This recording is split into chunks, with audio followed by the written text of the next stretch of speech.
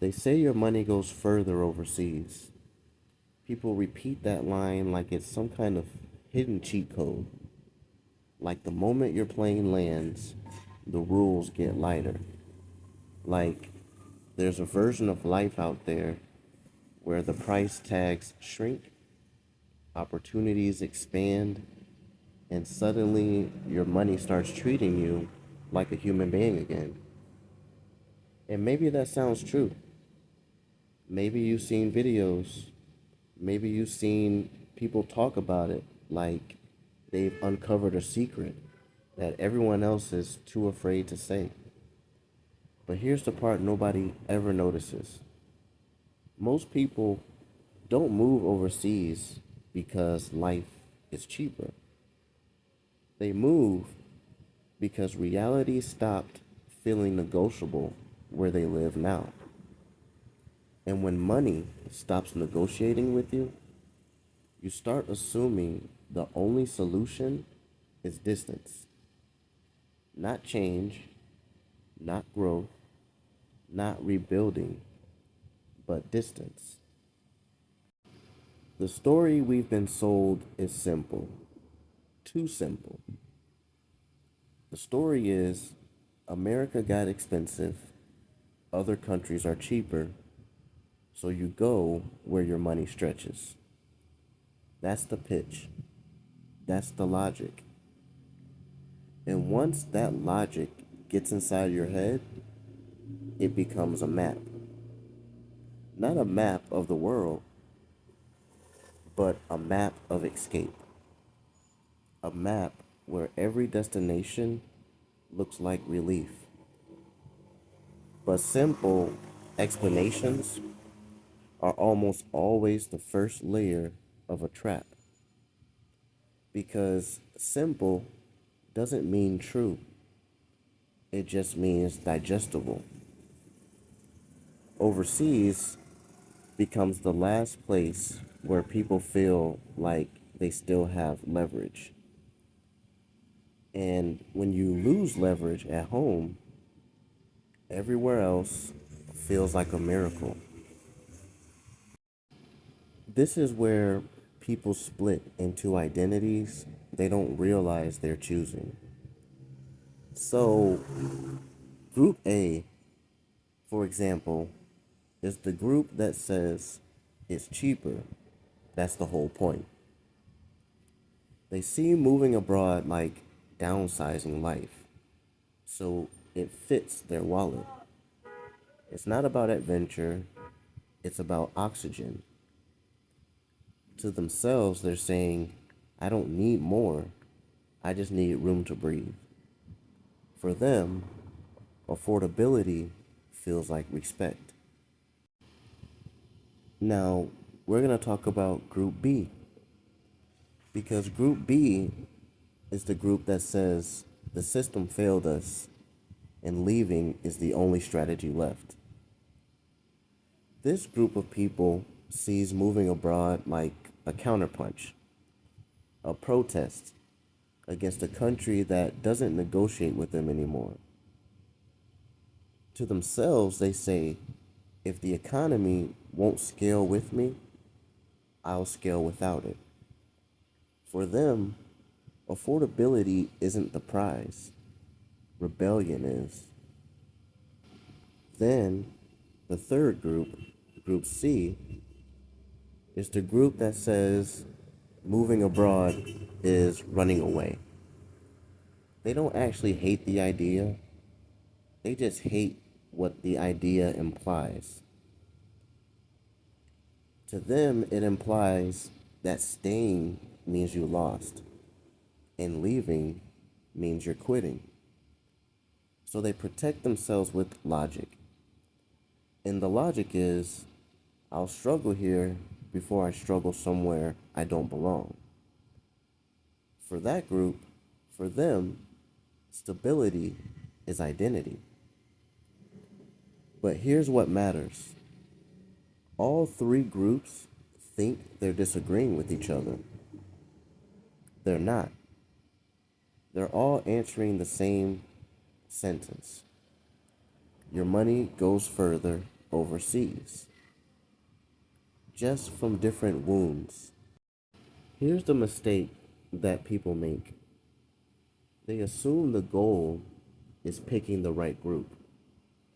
Group A feels practical, Group B feels justified, Group C feels realistic.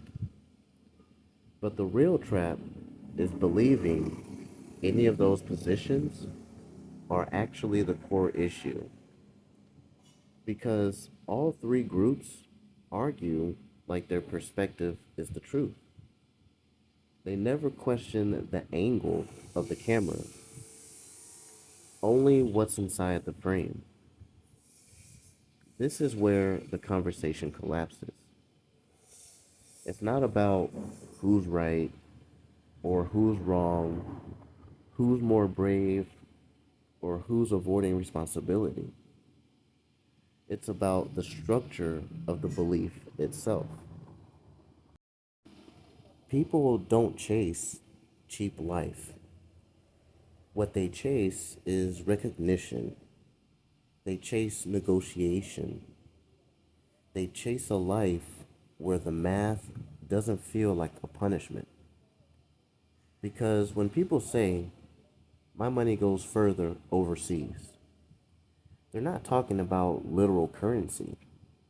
They're talking about identity. They're talking about the feeling of being seen, the feeling of being given space to exist without being penalized, the feeling that effort should mean something. So here's the mental break: your money doesn't go further overseas because it's cheaper, it goes further because the costs are moved into places you don't recognize yet. At home, you pay in money. Abroad, you pay in things you can't put on a spreadsheet. You pay in things like language barriers, uncertainty, drop status, social capital resets, leverage you don't have, trust you haven't earned, context you can't borrow. Those costs don't disappear, they just get converted. Now, this is the moment people misunderstand. Cheap is not the discount, cheap is the exchange rate for losing context. You're not saving money, you're trading identity, you're trading familiarity, you're trading the version of yourself that knew how the world worked. It's not a financial advantage, it's a psychological conversion. That's why people who move abroad for affordability eventually they hit a wall. Not because they made the wrong choice, but because they only calculated the parts they could measure. They counted dollars, not costs. This entire belief, the belief that your money goes further overseas, didn't spread because people discovered it. It spread because systems needed them to. When the middle class lost leverage, when housing stopped making sense, when wages disconnected from survival, a new narrative had to appear. A narrative that made the pressure feel like an option. If you can't win here, go somewhere else. That idea didn't go viral, it was engineered. It's not that everyone is moving abroad, it's that the idea of running became the only pressure valve left. So the point isn't don't move, stay in your country, moving is bad or moving is good. None of that is the conversation that we're having right now. The question hiding underneath all of this is this: if the only place your money works is outside the system that created it, then what failed? The country or the contract you signed with it? If the system that made moving abroad popular is the system that made staying impossible, then living overseas isn't a solution. It's a symptom. And symptoms don't point to answers, they point to origins. So before anyone argues for Group A or Group B or Group C, before anyone picks a side, before anyone builds an identity around escape, survival, or loyalty, the real question is this: why was escape ever marketed as a form of stability? That's the conversation nobody's having. And that's the part people don't put in the videos.